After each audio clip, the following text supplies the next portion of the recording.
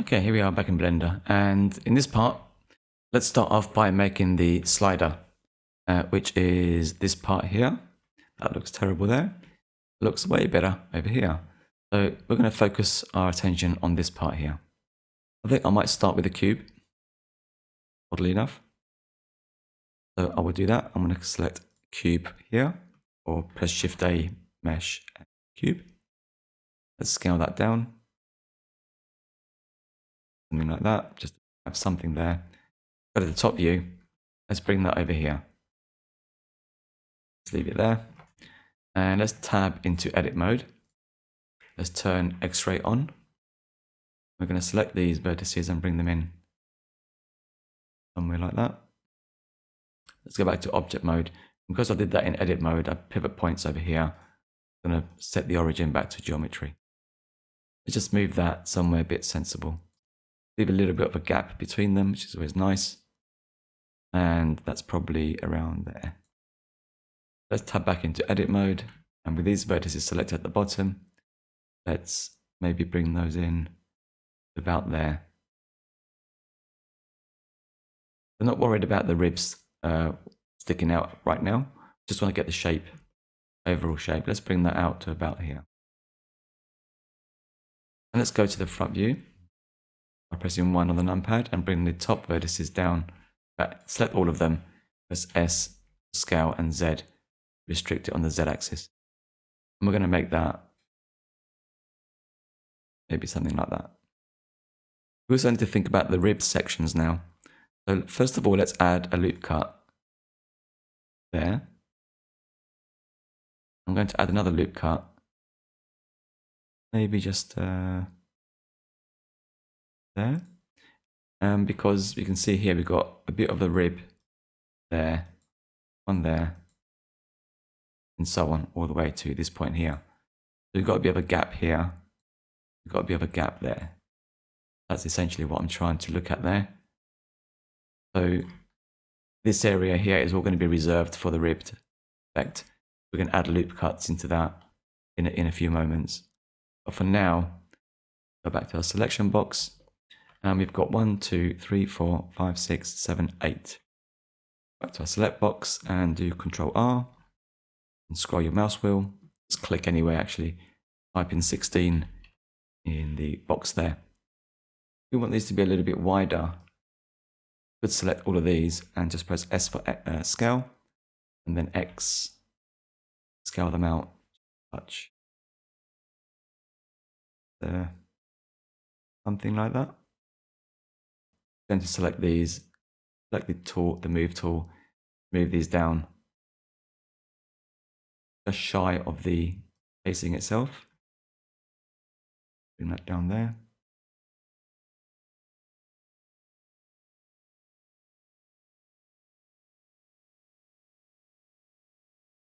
This one just a little bit like that. And I think I'm going to add another loop cut into this area here, just so that I can select these ones and bring them down, help with the curvature a little bit. So something like that. This part can be shallower, I'm guessing. Yeah, this needs to be, the gap is around here, so this is way too far out. Let's go to the top view, go to wireframe, select all of these. Let's bring that in about there. With object mode, let's isolate that for a second with the / question mark here on the keyboard. And what I'm going to do is just delete actually this part here, the one on the end. Let's just delete those faces. And while we're at it, let's delete these as well. I'll down Control to select these, the shortest path. Select that one as well. Let's delete these for now. We're just left with that shell, basically. Let's bring back our other objects are coming out of isolation mode or local view. Let's select this face and then Control click over here. Bring that in, something like that. Let's select these top faces and the bottom faces and go to the front view, wireframe, and then S, Z, or Z. And bring that in like that. Perhaps a bit more. Do I have cavity turned on? I do.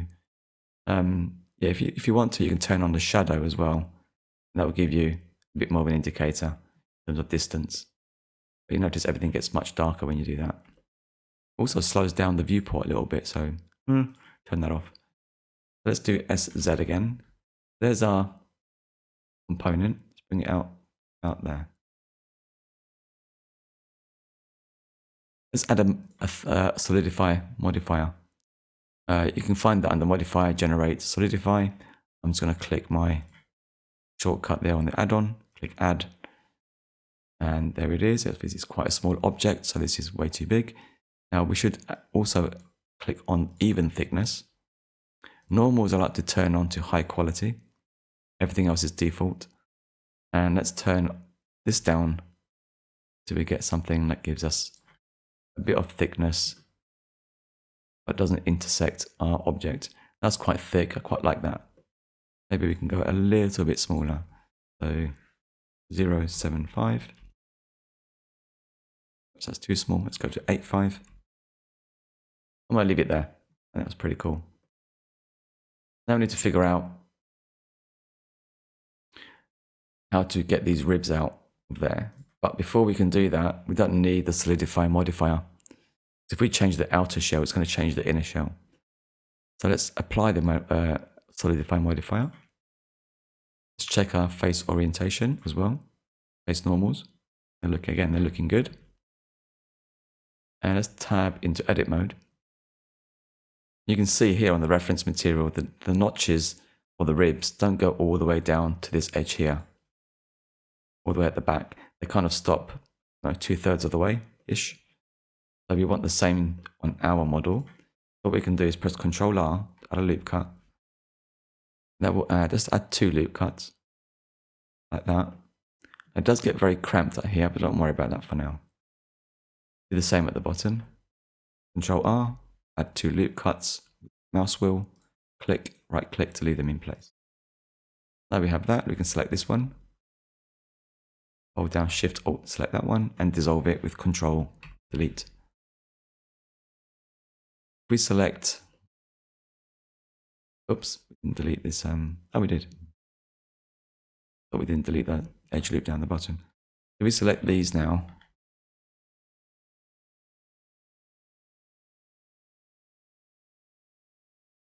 scale them up individually a little bit so we get a bit more breathing space for the inset to happen. So we can switch to individual origins, the X only, so S for scale, X, and just shift them out, the X axis like that. Let's go with that, and with those selected still, let's go back to medium point. Let's press I to inset.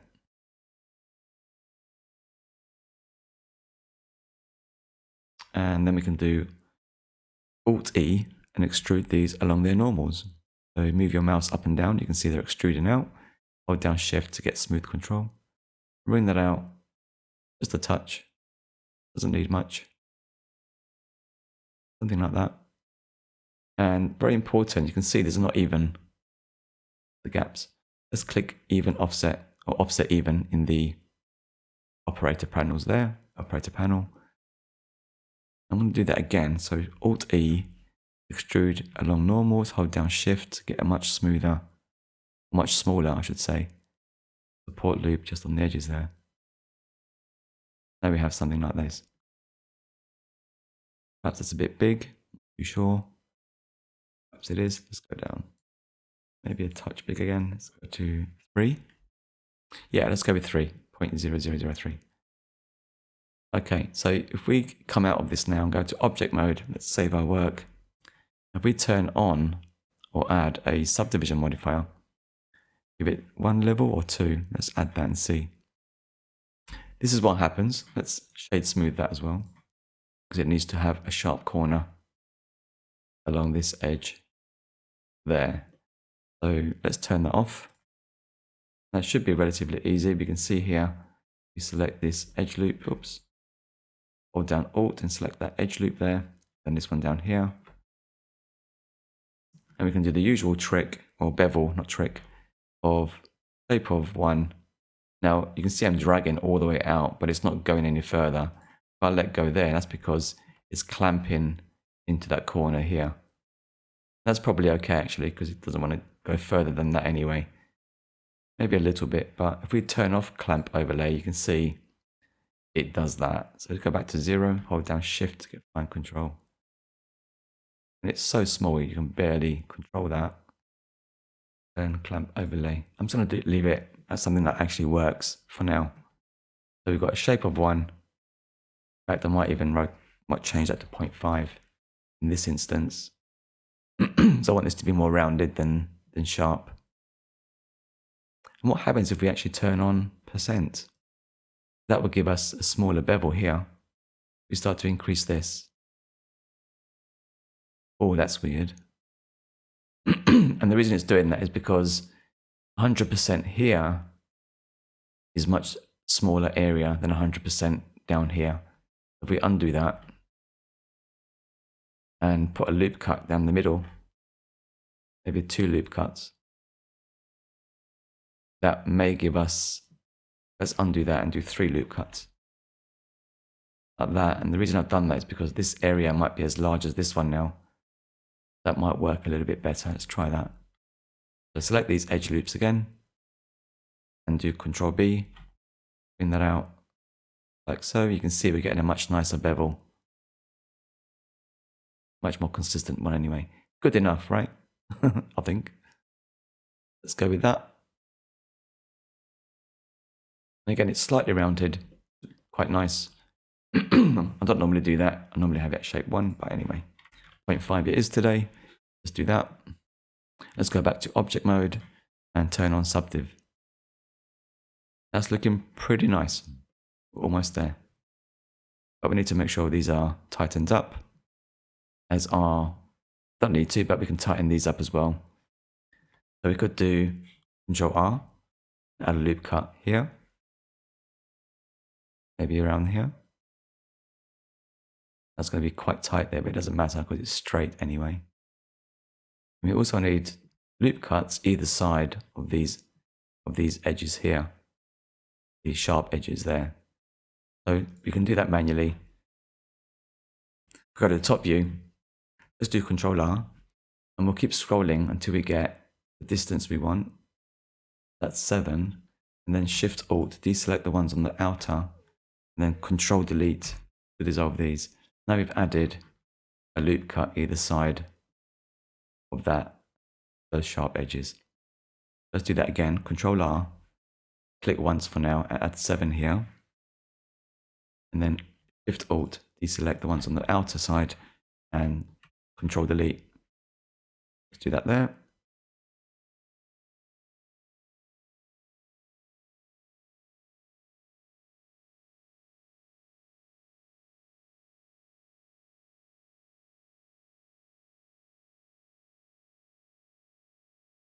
And there we go. Let's turn on subdivision. Now we've got this working really well. It's got the corner there to sort out, to sort out, and also the thickness is being, what's the word, rounded off too much. We need to add some bevels to these as well.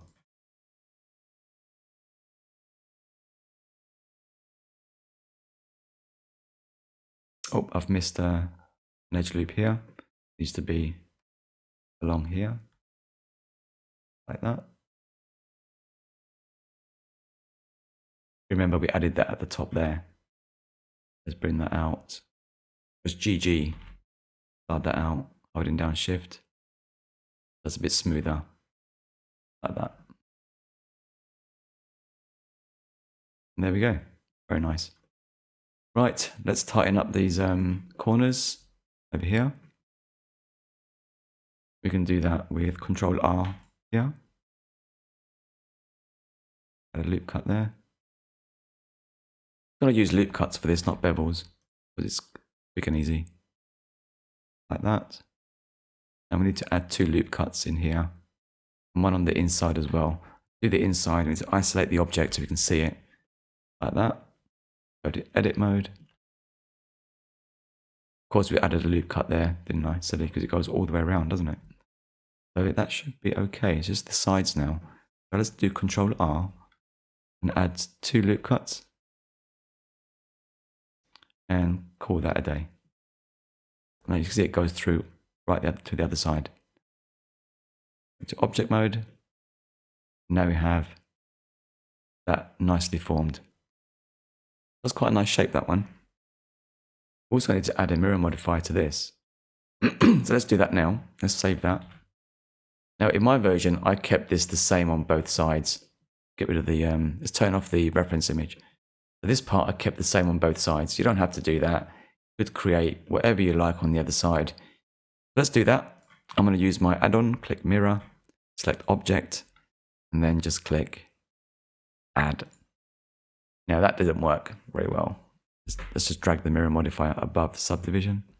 Doesn't make a huge difference, but I like it in that way. And the reason it's doing that is because our pivot point, or the origin point on that object, is around that cylinder, essentially. Let's use the pivot point, the mirror object, we can set to be the base. If we do that, now this is mirrored nicely on the other side, like that. Next, I'm going to make a screw head and put that in that location just there, over this way. Screw heads are actually built into Blender, but I'm not going to use that. You can find it under extra objects. I believe, no, Bolt Factory, that's the one. I haven't used that in a while. Is it still there? Bolt, can't find it. Is it under? Have a look. Bolt, there we go, Bolt Factory. Yeah, I've not used that in a while. You can use this if you like, install that and just generate a bolt head or something just by pressing Shift A, mesh, bolt head, and all that kind of stuff, all that cool stuff.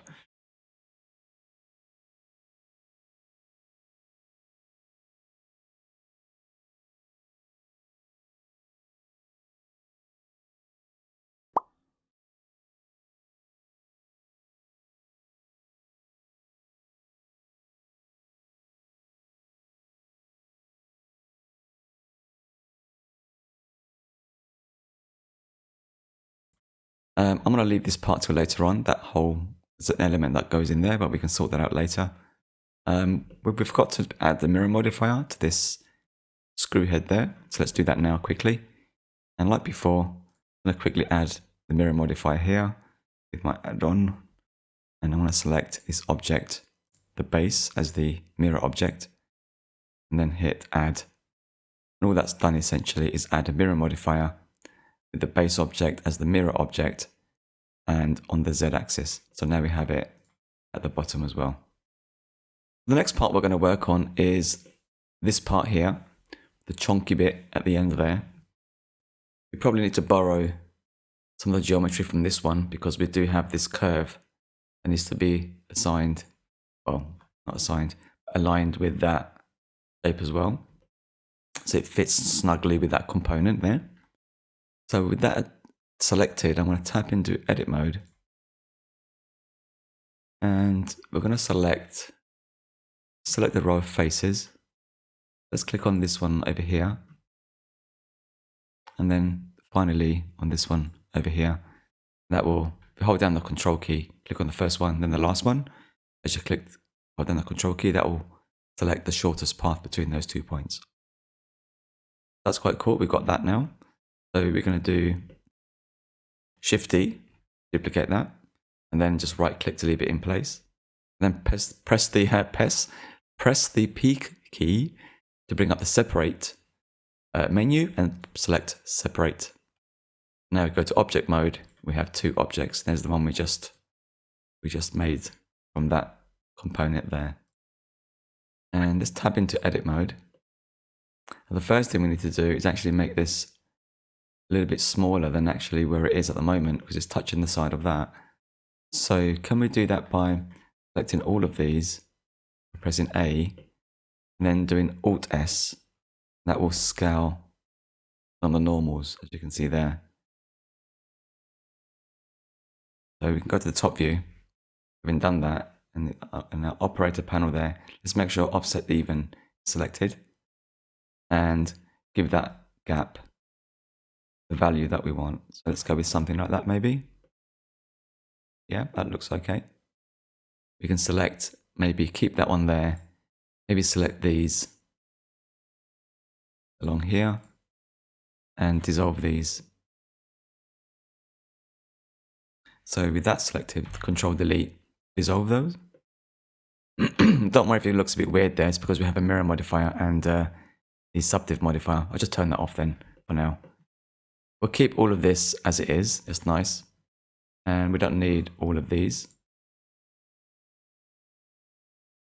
I could just do a shift, hold down shift and drag box select there. And I'll select these and dissolve them as well. Control Delete. Now what I'm going to do is select this edge and press E to extrude, Y to constrain it on the Y axis and just bring it out, something like that. If I select that with the move tool, I want to snap it along that edge there. So we can hold down the green arrow there, hold down Control and snap it. Now we don't know exactly where we're snapping here. It could be anywhere. So to have more control over that, I'm going to isolate this object in its own local view, tab back into edit mode. And incidentally, you can do that with the / or question mark key. So now we've got that on its own. We can then click on this green arrow again, press Control and snap it to that vertex there. That's now nicely aligned. And there's a simple case of selecting this edge and pressing F. Fill that gap between them. Let's just check our normals, face orientation.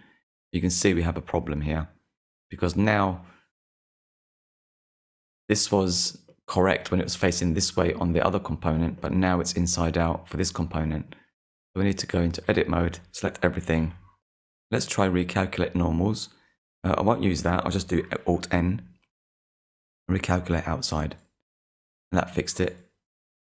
So now we've got the overall shape of this object. Let's turn off face orientation. Let's come out of local view, go to the top view, and here's our object, if I can select it there. Tab into edit mode. Now we're going to select, well, let's select this edge here in the corner. So select that edge, go to top view, because we want to try and match this radius to this side. Now we could copy that and mirror it on this side. I'm not going to do that, I'm just going to eyeball it. So that edge selected, Control B, and scroll your mouse wheel. I want to go with 5. So something like that is fine. Yeah, let's go with that. That's pretty nice. Let's tab back into edit mode. And one more thing we need to do is this top edge needs to be flush with that top over there on the other component. So we'll just select that, click on the blue arrow, hold down Control, and anywhere with your mouse pointer over this one on the top will snap to the top of that. Any of those vertices on there, essentially. Now we've got that, we can start filling this in. In fact, before I do that, let's select this corner, because we want to have some support loops here. Let's do the same on the other side here, on this corner. We might as well add the support loops on here right now, before we continue. So let's do that. So Control B, we don't want 5 segments this time, we want 2. Give that small bevel. And I'm going to, in the operator panel, I'm going to change the shape to 1. Right, still in edge mode, hold down Alt and select the top edge loop. And I'm going to press F to fill that with a big n-gon. And of course that looks pretty bad. Let's not worry about that for now. With that face selected, and we just created, I'm going to press the I key. This will become a support loop for these ones here. So let's press the I key, inset that. Now we have, now ideally we want this to be, a cube in the corner without this edge here. So I purposely made that go very close to each other. So if I scale it, you can see it touches each other almost there. It kind of clamps there. which is fine because I'm going to merge these together in a second. Let's do that now. Let's go to vertex mode, 1 on the keyboard, press A to select everything, merge by distance, and we've captured 4 vertices. That's probably 1, 2, and 3 and 4 in that corner there. And to verify that's actually the case, let's select one and move it up. You can see that's 1 vertex. Now let's head over to edges, select this and dissolve it, Control Delete or Command Delete if you're on a Mac. Same with this one over here. Now we have that nicely topologized there. Cool. I'm going to select that top face again. And I'm going to do one more inset. So I to inset and create one more. Maybe roughly the same size. Doesn't really matter. On a flat surface. But these create your safe zones effectively, which is really nice to work with. So we can do anything we like within this area here. It's not really going to break anything, even if the topology isn't great. Let's have a look at that with our... It says that, but look at that. But yeah, turn our subdivision on. And the reason it's doing that is because we haven't got a support loop running down the side. Let's add one now. Let's press Ctrl R, click and drag up. About there is good. And that's looking really nice there. Let's tidy this up. Let's isolate the object with /?. Let's start making some cuts now into this geometry. So here we can see we've got this rounded corner. We've got vertices there. Oops. We've got some vertices there. If I go into edit mode, that we can use to eventually connect down here. So to do that, I'm going to add a loop cut here and then just leave it anywhere here. That's fine. But you can see the loop cut added is fine, but the topology here is all warped. So I'm going to scale that on the X, so SX0, flatten it. And I'm going to move that along and snap it to that one with holding down Control. Now we can select this vertex and that one and press J to join. That starts to isolate this section over here. Let's do the same on the other side now. So again, we already have a loop cut there we're going to keep. Let's do another one here. Put it somewhere here. This time we want to scale it and flatten it in the Y. So SY0, enter. Let's go to orthographic view just to make that a little bit easier to see. And let's hold down Control and snap it to there. And again, we can select this vertex and that one and press J. And we've isolated that corner now into 2 quads by doing that. That terminates quite nicely. We've got a quad over here that just leaves this area to figure out. So this is going to be under a label, so it doesn't have to be perfect, but we can borrow this topology to create the label later on. So it's worthwhile spending the time to make that look good. Why not? Save us some hassle later on. So in the same spirit as what we've just done here, I'm going to continue that workflow with these edges along here, and this one's over here. So I'm going to add a loop cut on this side with Ctrl R and bring it over here. And then again, I'm going to flatten it on the X this time. So SX0, enter. Let's go to vertex mode, you can see them. And I'm going to click on that and hold down Control. And select this one and that one and press J. Now we've got this whole area there isolated into a nice large quad. Very nice. Let's add a control loop here. Just leave it like that anywhere really. And we're going to scale it flat on the Y, SY0, enter. Snap it to that one. And now we can connect this one to that one there with J. So you can see as we're going down, we've now isolated that n-gon into that bottom corner there. If we go to object mode, that should still look relatively okay, which it does. Apart from, of course, this corner, which goes a bit crazy, as you can see. This is okay if you want that topology. You can also add more loop cuts to improve the density of the mesh in this direction and in that direction. But for now, we'll leave it like that. Turn off wireframe, turn off subdiv. Let's figure out what we can do here. Switch to vertex mode. If we were to make a quad here, by joining these two here, now we have a quad there. Do the same on this side. As in J as I do that. Let's do the same here. And I'm just testing to see what happens here. In principle, it should work. And luckily we do have quads here. However, this one kind of goes in on itself, which is not ideal. Let's see what happens if we turn on the subdivision and then wireframe. I mean, yeah, it does work. There's no crunching per se, but it's not ideal, not perfect. Let's turn off wireframe and subdiv again. There's one thing I'm going to do actually is hopping over to edge selection, hold down Alt and select this edge loop here and this one here.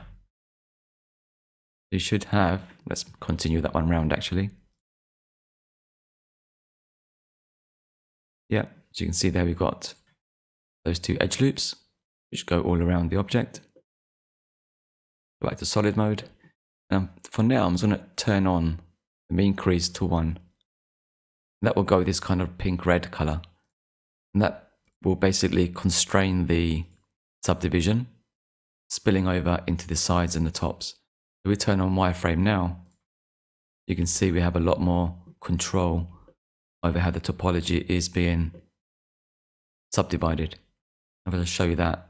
If I select that bit, just that bit there for now, and I turn this back to 0, you can see how that stretches downwards. We've got to do the whole thing to see the effect, but essentially that's what's happening there. But that corner's okay. It should be this part over here that I'm looking at. Thanks for reminding me. Probably screaming at your screens. But anyway, this is not pretty. Not really liking that. But we're going to keep the one edge mean crease for now. Let's turn off again. Turn off the wireframe and subdiv again. So what I'm going to do is select these edges that we created earlier and dissolve them with Control Delete. Go back to where we were earlier on. I'm going to continue making some cuts across the length and the width, the depth of that object, so we get more topology in a nicer way. So let's add a loop cut here. Control R. Just click anywhere. I'm going to flatten that on the X. So I try not to repeat myself, but you know what to do by now. So I'll just snap that to that one there. Vertex mode and join these together.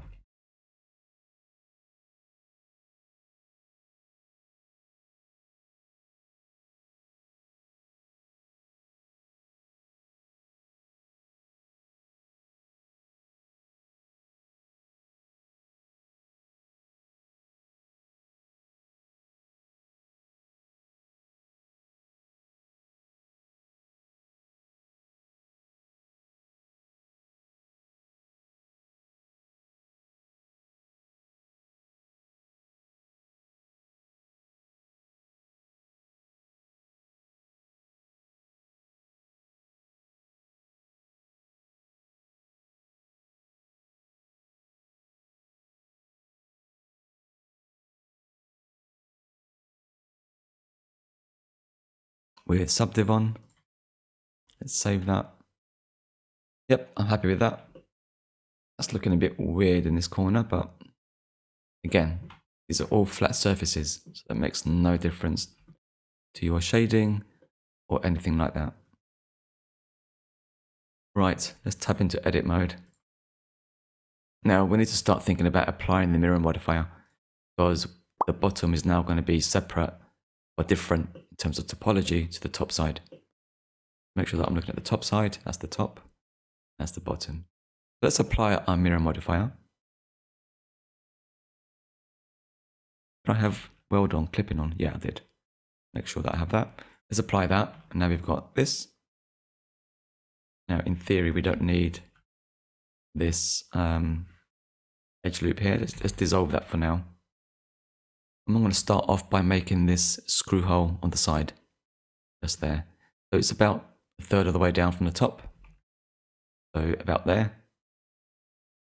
To do that, let's go into edit mode, and we can create it here if we need to. Or we can create another edge loop. Sorry, yeah, edge loop with Control R and place it somewhere here. So that we have a squarish area to work with here. If I just move that along a little bit with GG, slide it across. Let's select these two faces and put our 3D cursor in the center of that. So with those two faces selected, Shift S and cursor to selected. Select these two faces and create an inset like this. Right? Deselect that edge in the middle. And again, using loop tools, we can right click, loop tools, circle. Try and find this angle to view that. There we go. On the right orthographic view. And that's twisted it again like this. So in this view, I can just press R to rotate it. We get something like that. Now, I'd like these to be straight, but that's okay. Now, my concern is, do we have enough topology there to make that look like a hole? But a nice circle anyway. Let's have a look with wireframe on. I mean, not the worst circle in the world, but it's not the best either. So let's tab into edit mode, turn off subdiv. If you wanted to, first of all, let's start by deleting these. Oh, the reason it looked weird is because we have these edges that are creases. It borrowed from these ones over here. That's what's causing that non-circular shape. We've got to turn those back to 0. If we have a look at it now, it now becomes more of a circle, arguably. But trust me, it's a circle.